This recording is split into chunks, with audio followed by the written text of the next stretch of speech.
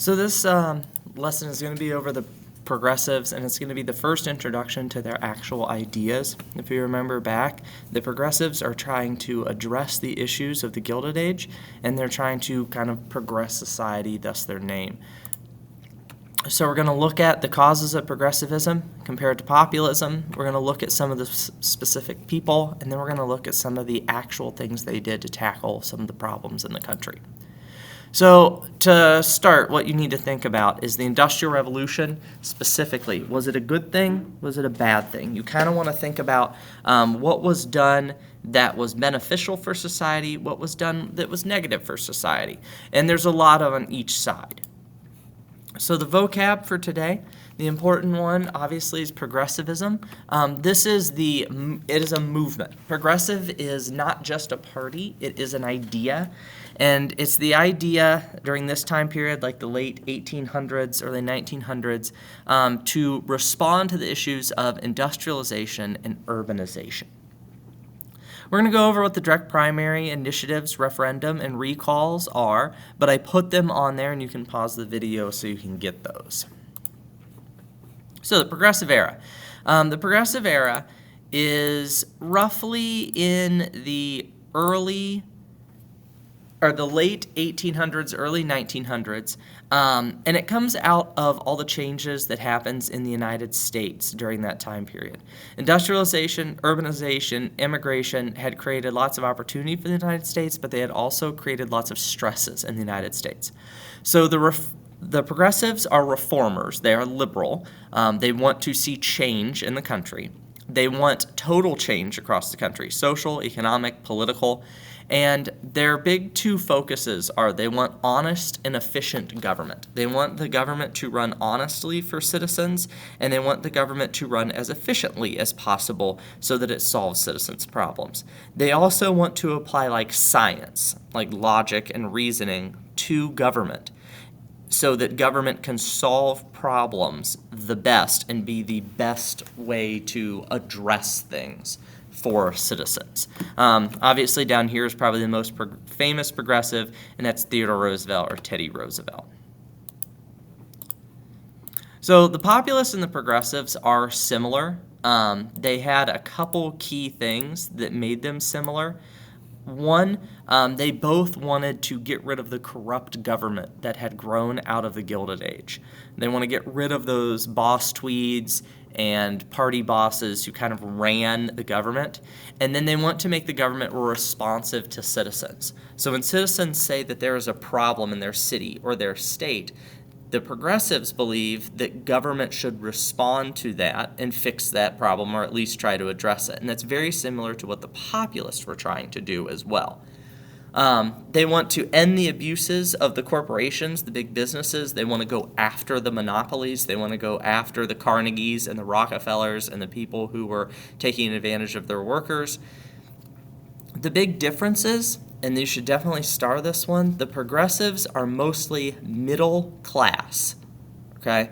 The progressives are mostly middle class. They are some working class. The populists were mostly farmers with some working class. So the big difference here is going to be the progressives having the money and the political power of the middle class, and they can use that as an effective,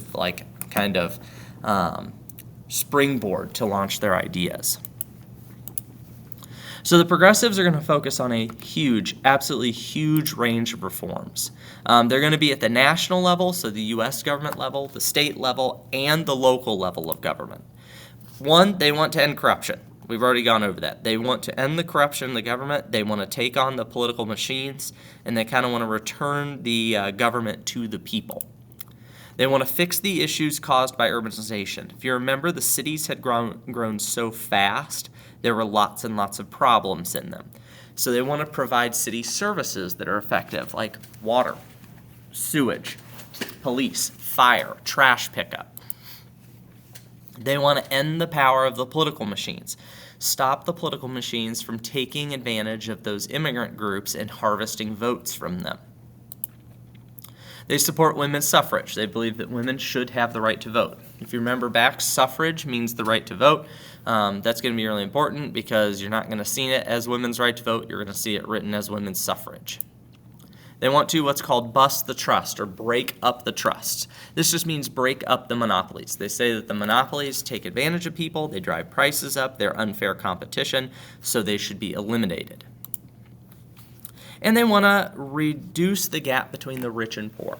Remember back that there was a few very, very, very, very, very wealthy families, and most people were living on not a lot of money. So they say that that's a problem, that wealth should be more even in the United States, and they want to reduce that gap between like the Carnegies and the average family. What they want to do that, they want government intervention. They want social programs. Social programs are basically welfare. Their welfare is going to be a little different than the modern welfare, but they are going to want essentially the same thing of creating a more fair society and giving people the services that they need. So, one of the groups of progressives that come up first are the muckrakers.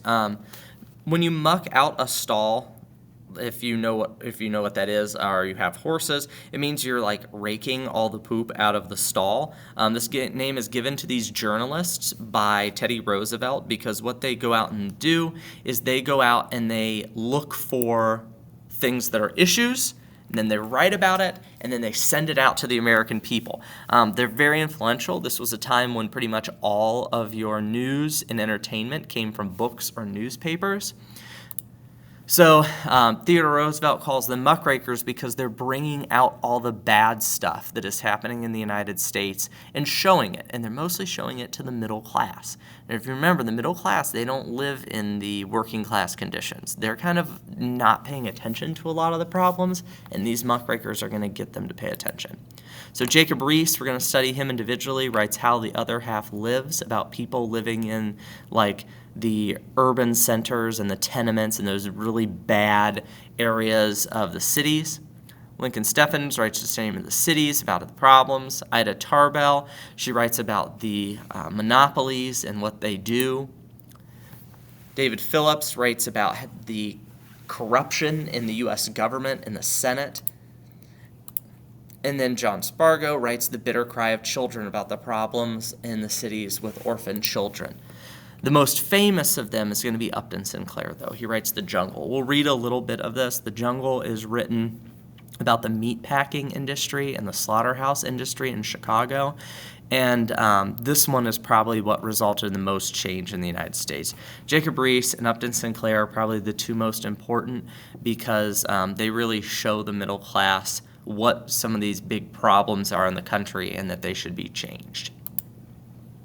This is from Jacob Riis's book. He went around. He actually invented the flash for the camera because these are the tenements, the apartments that the poor lived in, and they were so dark that he couldn't take photographs, so he had to invent some way to light it up. But he took these pictures to kind of show the middle class, like these are orphan children on the streets of New York in February. They don't even have shoes. And he showed this to the middle class, and people got upset over it. So, the reforms. The social gospel movement is a really big piece of the progressive era, and this is where it catches on amongst Christians, and it's the idea that Christians in the United States should come together to try and make the United States like this kingdom of God. They should try and make the United States good. So they start charity organizations like the Salvation Army, which, if you don't know what the Salvation Army is, every Christmas you see the Santas ringing their bells outside of like Walmart and Target or whatever. Those are guys volunteering for the Salvation Army to try and get you to donate money. They did that back then. The biggest one are the settlement houses. So this is a settlement house down here in the corner, left-hand corner. And the settlement houses were, think of them as like stopover points for immigrants mostly. An immigrant could go to a settlement house when they arrive in the United States and get job training. They could have somewhere to live. They could learn English. And the idea was to try and improve their chances of like integrating into the United States. Jane Addams is very important. She founds the most famous one, the Hull House in Chicago.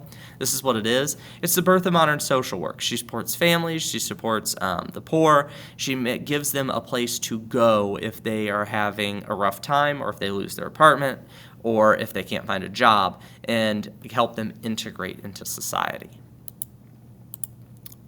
There's attempts to reform the workplace and address the issues that are happening in industry. So the National Child Labor Committee, led by Florence Kelley down here, takes on the issues of child labor, and she pushes for mandatory schooling.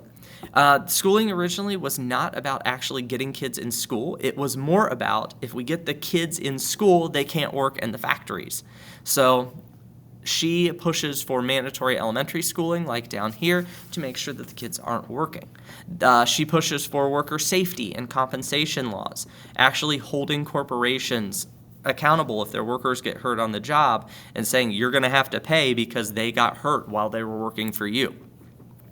This is a reaction to the Triangle Shirtwaist Factory fire in 1911. There's a video attached to these notes, which is attached on Google Classroom. I would highly encourage you to go watch it. This is a workplace disaster that really made the United States begin to question if that laissez-faire attitude of just let corporations do what they want to do is the right thing to do.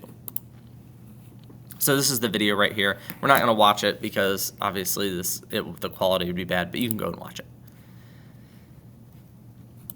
Other reforms are government-focused reforms. So this one's pretty specific, but it kind of just shows what the progressives thought. So they try to reform local government to end the power of those political machines and make it so that they're not harvesting votes and they're not using the spoils system. So the Galveston Plan is one of these ideas where Galveston was destroyed by this really bad hurricane, as we can see down here, and it was because the local political machine had people in power who did not prepare the city.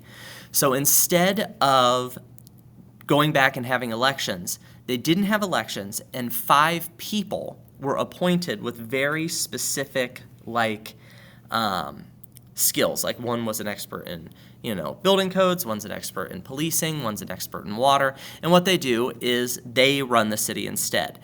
And that way they can respond to the needs of the people instead of the political machines appointing people based on the spoils system. Here's the big ones that you definitely need to know because these are still things in the U.S. government today. So the state government reforms are where the progressives are most effective. This is where they get most of their start.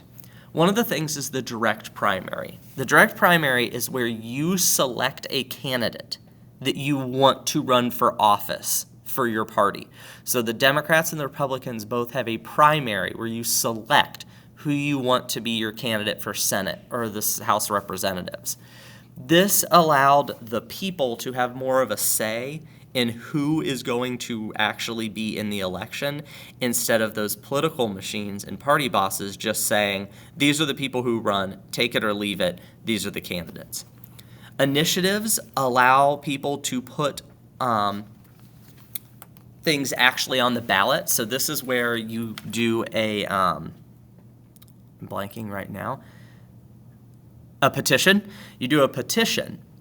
And if you get enough signatures, you can actually try to put a law on the ballot for the next election. The people can do that. So it doesn't even have to go through the government. A referendum is where an elected official can actually be kind of recalled, is a good way to think of it. So let's say you have a mayor who's not doing a good job. The people can sign a petition, and then they can, if they get enough signatures, they have another election to see if they should remove that mayor from power. So it removes bad politicians. A recall is similar to a referendum where you have a petition, you have enough signatures, and you can actually get rid of a law without even having to go through the government. So these top 4 things, this is the people having more say in their government. They're able to actually directly influence the government instead of having to go through the parties. Campaign finance reform is another thing that the progressives are doing. They want to know who is financing politicians, where is the money coming from. That way, they can know if like the monopolies are influencing or the corporations are influencing their politicians and who is essentially buying their politicians. The Australian ballot, which we call the secret ballot today, it's just so nobody knows who you're voting for. Especially in the South, you had to write your name at the top of your ballot, and people directly knew who you were voting for. So when you think about it, in the South was very Democrat at this time. The KKK was mostly ran by the Democrats, or almost entirely ran by the Democrats. So if somebody voted Republican in the South, or an African American voted, they knew who they were, they knew where to go get them, and then the KKK would probably go and they would either kill that person or burn their home down. So the secret ballot makes that less of an issue. And then the direct election of U.S. senators, again, this is an example of democracy, direct democracy. Originally, senators were chosen by your state. You didn't get to vote for them. The direct election of senators by the 17th Amendment just allows people to actually vote for their senator, and the people have a direct choice. So if you want something that kind of unifies all these, it's that the people are having a direct influence now on the government. So there's a short quiz at the end of this that I put on there. The options should come up, but if they do not, let me know and I'll edit it and I'll put them on here, and that can kind of help you see if you understood this. If you have any questions, let me know, and I'd be more than happy to help.